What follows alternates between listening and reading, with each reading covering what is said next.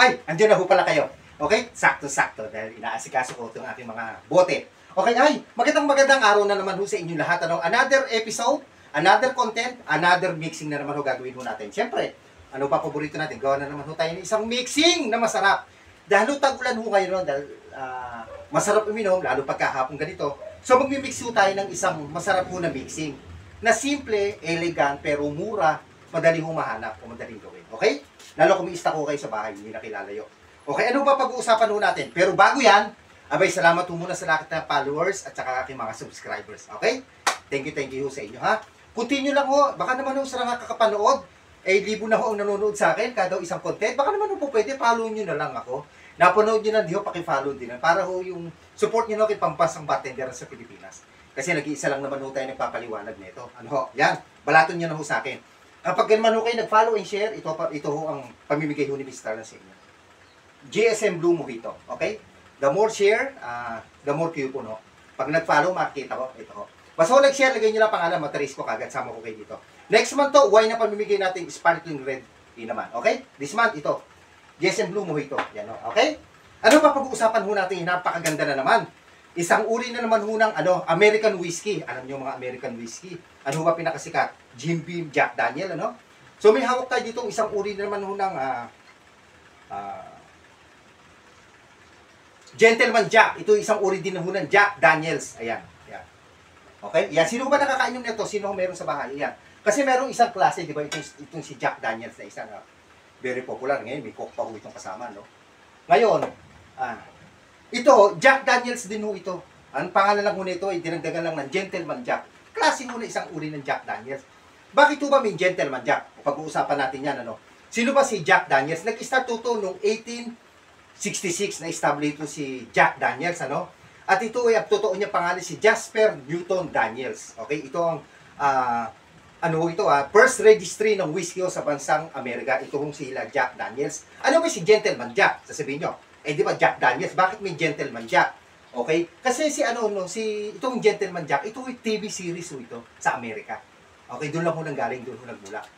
Okay? Yan ang kwento ni Jack Daniels. Ayun, may pirma pa ho siya. Ayun, sa baba. Okay? Yan ang kwento. Kung may komento kayo kay Jack Daniels kay Gentleman Jack, at may gusto kayo timpla, dyan lang sa baba.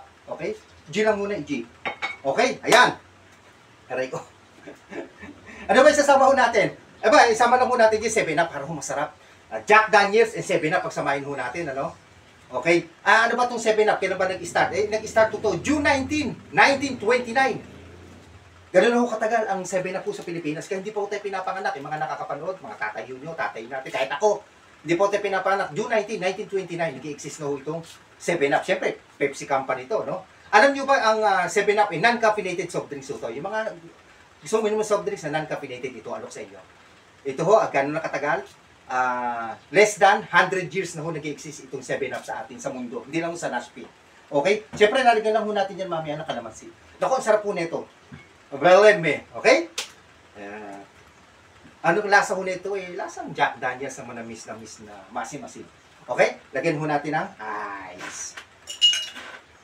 Sabi ko sa inyo, madali ho ito May Jack Daniels ko kayo sa bahay. Mura lang ko Jack Daniels. Less than 1,000. 7-Up po. Marami naman sa tindahan. Wala ko kayo 7-Up. Sprite ko. Pwede. Kalamansi ho. Meron kayo sa bahay. Magpiga kayo. Tanggalin nyo lang ang buto. That's it.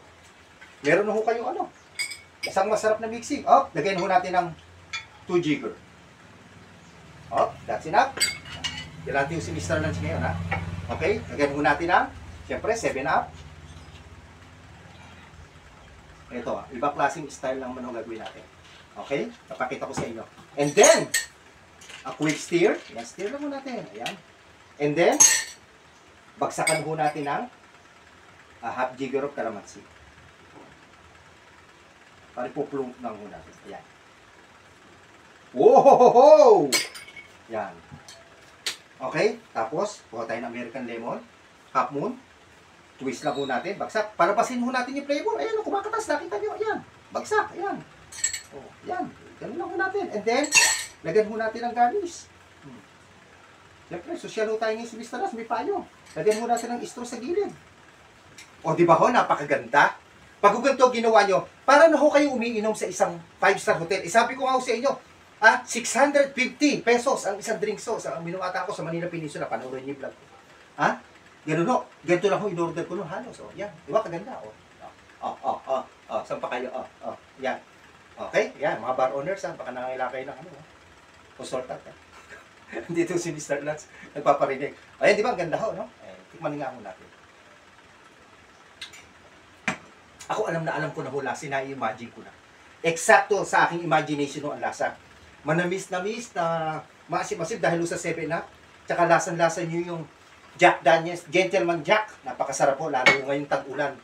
Umiinom ho tayo, nasa gilid ho tayo ng bukid, o nasa swimming pool, o nasa dagat. Saan mga kayong lugar na naroroon, napakasarap po inumin ito. Okay? Kaya comment ho kayo kay Gentleman Jack, kay Jack Daniels. Comment down below at kung sa lugar niyo ho napapanood. At shoutout po sa inyo lahat. Baka paki-comment nyo na kung saan lugar at saka follow and share na lang ho dahil ito na pamimigay sa inyo ni Mr. Lance this month. Jason Blue Mojito. Okay? Masarap po ito. Iinumin ko muna to. Ako ang pambansang bartender ho ng Naspi.